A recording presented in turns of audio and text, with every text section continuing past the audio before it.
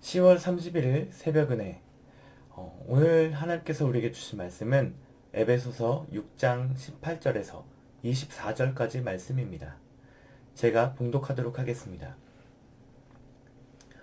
모든 기도와 간구를 하되 항상 성령 안에서 기도를 하고 이를 위하여 깨어 구하기를 항상 힘쓰며 여러 성도를 위하여 구하라.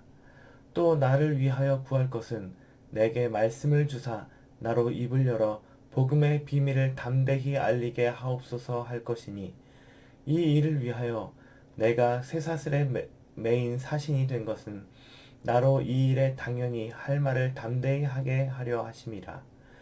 나의 사정 곧 내가 무엇을 하는지 너희에게도 알리려 하노니, 사랑을 받은 형제여, 주 안에서 진실한 일꾼인 두기고가 모든 일을 너희에게 알리리라.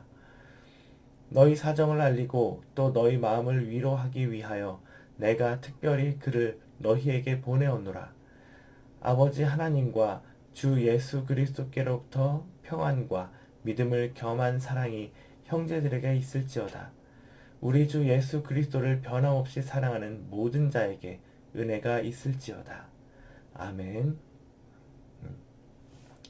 네, 오늘 말씀은 에베소서의 대미를 장식하는 그런 말씀입니다. 이 본문을 두 부분으로 나누면요, 이제 18절에서 20절까지 나눌 수가 있겠고 21절에서 24절까지 나눌 수 있을 것입니다. 그래서 이제 이 첫 부분은 기도에 대한 부분으로 볼 수가 있어요.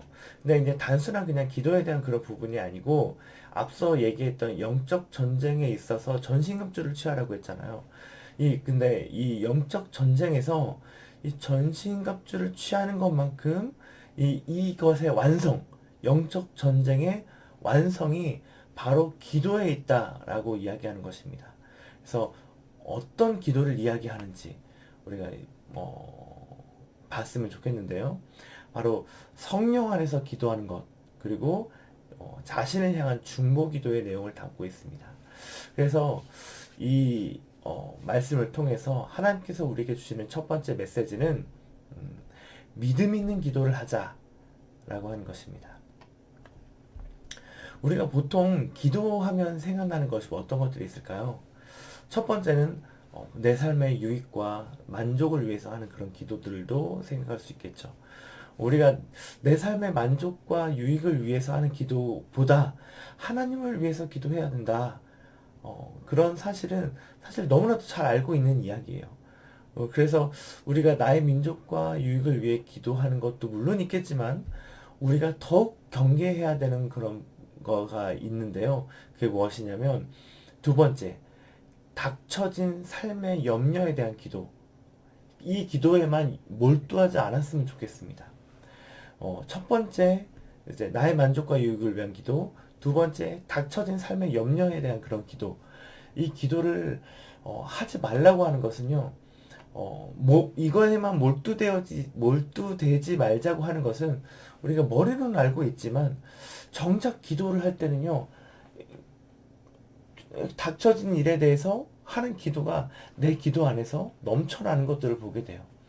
당장 해결해야 될 것들이 내게 막 다가오니까 마음이 급해지는 것들이 좀 있는 것 같습니다. 그런데 예수님께서는 염려함으로 그 키가 더 자랄 수 없다라고 합니다. 공중에 나는 새도 자기의 먹을 것들을 위해서 구하지 않는다고 얘기합니다. 그래서 하나님 아버지께서 너희의 쓸 것이 있어야 한다는 것들을 이미 알고 있다고 얘기하고 있습니다. 그래서 예수님은 무엇을 위해서 기도하라고 했습니까? 먼저 그의 나라와 의를 위해서 기도하라고 얘기하십니다. 그리하면 이 모든 것을 더하시겠다고 말씀하십니다. 네. 모든 것을 달라고 우리가 모든 것을 필요하니까 그의 나라와 의를 위해서 기도해야 되겠다. 뭐 이렇게 해도 안 되겠지만, 우리의 기도가 지금 나에게 닥쳐진 이 어려움에만 몰두되어 있다면 이 기도가 과연 믿음이 있는 기도인가? 라고 다시 한번 생각해 볼 필요가 있는 것 같습니다. 우리가 이게 될지 말지 매달리는 것 자체가 될지 안 될지 몰라서 우리의 노력으로, 기도를 열심히 하는 우리의 노력으로 뭔가를 이루어 보려고 하는 그런 것들이 좀 달려 있지는 않나요?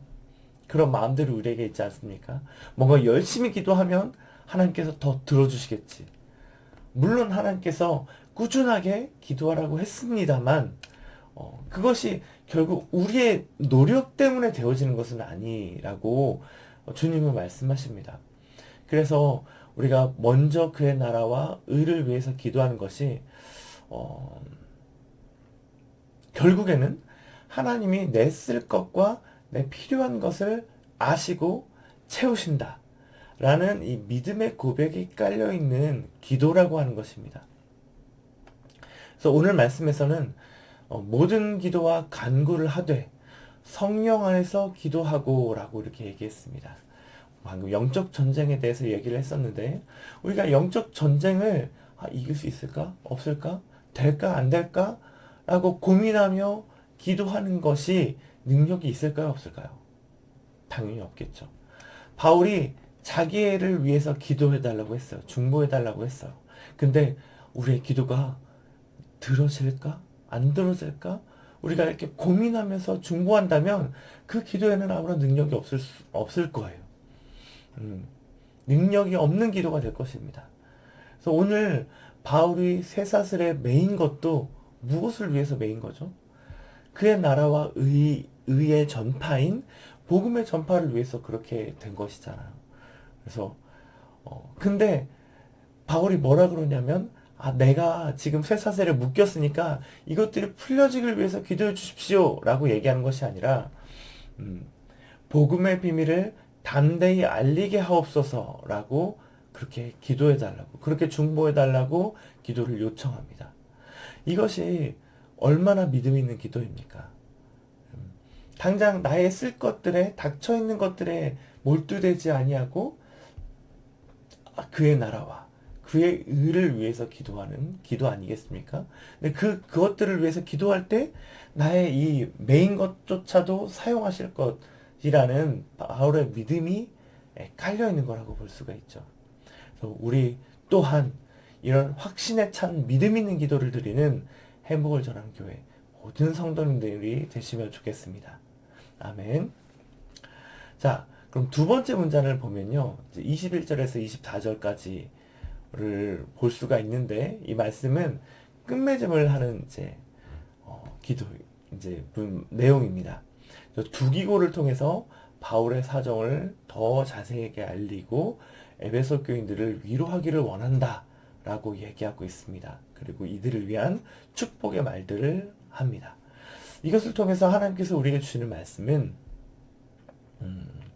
서로의 사정을 기꺼이 알리고 돕는 동역자가 되자입니다.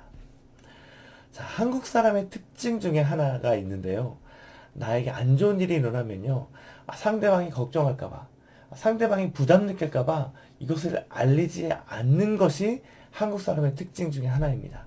나 때문에 상대방이 불편해하는 것을요, 나도 못 견뎌해요. 그래서 참 많은 배려를 하면서 이것을 알리지 않으려고 합니다. 부모 자식과의 관계에서도 부모님도 그 어려운 일이 일어난 것들을 알리지 않으려고 하고요. 또 자식들도 자기의 어려운 일들을 부모에게 알리지 않으려고 해요. 근데 이게 과연 좋은 일일까요?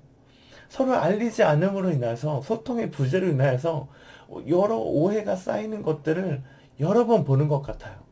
그래서 이것은 어떻게 생각해야 될까? 상대방의 입장에서 생각을 해보면 좋겠다라는 생각이 들어요. 이제 제가 교회 생활을 하면서 느끼는 것이요, 누군가 자기의 어려움을 털어놓고 이렇게 이걸 위해서 기도해 주세요라고 얘기했을 때 이것이 부담스럽다라고 느껴졌던 적은 한 번도 없는 것 같아요. 오히려 이런 어려움들을 나에게 나누어주고 그렇게 얘기했을 때 그만큼 나를 신뢰하는구나 라는 생각이 들면서 더 가깝게 느껴졌던 것 같아요. 여러분 성도님들도 그러지 않으세요? 누군가 나에게 기도 부탁하는 것이 부담된 적이 없으시잖아요. 근데 왜냐하면 이게 내가 할 수 있는 일이 아니기 때문에 그렇습니다. 이 일을 이루시고 우리의 기도를 듣고 그것들을 이루시는 것은요, 하나님이세요. 우리는 거기에 기도를 얻는 것일 뿐입니다. 만약 내가 다른 사람에게 기도 부탁하는 것이 부담스럽다면 그것은 사실 하나님이 해결한다라고 내가 믿지 않고 있는 것일지도 몰라요. 하지만 하나님께서 해결해 주실 영역이다 라고 생각한다면 우리가 아무리 그런 기도 제목을 들어도 또 전해 주어도 기도하는 사람이 부담스럽지는 않을 것 같습니다. 더군다나 또 전지전능하신 하나님도 우리의 기도를 듣고 이건 좀 부담스러운데 이렇게 말씀하시지는 않을 거라는 겁니다. 그게 얼마나 감사한 일입니까? 오늘 바울도요, 자기의 사정을 부담 없이 에베소 교인들에게 이야기합니다. 그것을 전달할 소중한 동료를 보냅니다. 두기고. 그래서 우리가 내 이웃을 내 몸과 같이 사랑하고 아끼는 것, 서로를 아끼는 것은요, 전혀 부담스러운 일이 아니라는 것들을 우리가 알 수 있는 겁니다. 반가운 인사, 안녕하세요, 어서 오세요, 정말 보고 싶었어요. 뭐 이런 인사의 말로도 이웃사랑을 실천할 수 있는 겁니다. 또 안부를 묻는 것으로도, 기도 제목을 묻는 것으로도 그 사람에 대한 관심을 표현하는 것이 시작될 수 있습니다. 끊임없이 우리가 안부를 묻는다면요, 또 이 과정을 통해서 우리의 친밀감이 형성되고 우리의 기도 제목을 나누는 이 일들을 통해서 하나님이 우리에게 어떻게 일하시는지 그 역사들을 보게 된다면 결국 그 기도 제목을 나눈 사람과 그것을 위해서 중보한 나도 또 믿음이 성장하게 되는 것이에요. 그것이 바로 하나님께서 우리에게 허락하신 동역자의 관계입니다. 그래서 우리 행복을 전하는 교회 모든 성도님들도 서로에게 있어서 그런 동역자의 관계가 되었으면 좋겠습니다.